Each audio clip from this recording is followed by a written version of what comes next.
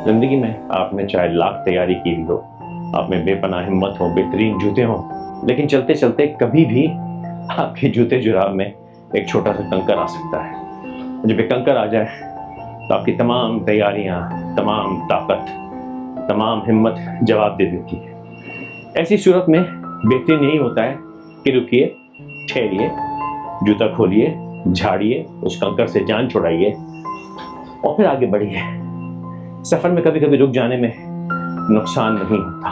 अगर जिंदगी में आने वाले कंकरों को, मनफी सोच को, ऐसे हालात को जो आपके बस से बाहर हों, अगर आप उनसे निपटेंगे नहीं तो सफर किरकिरा हो जाएगा, सफर का मजा किरकिरा हो जाएगा, सफर हो नहीं पाएगा। तो रुक जाएं, ठहर जाएं, कोई बात नहीं। जिंदगी के सफर में छोटी मोटी डिस्ट्रैक्शन से कुछ भी नहीं होता।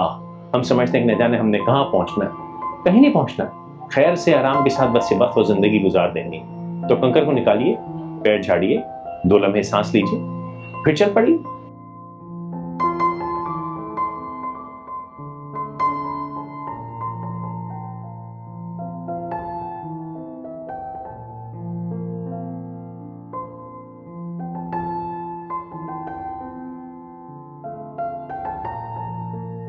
सोचा था मॉल में घुसूंगा, लेकिन एयर कंडीशनिंग बहुत टाइट है और मैं पसीना पसीना हूं, तो इसलिए पलट के वापस जा रहा हूं।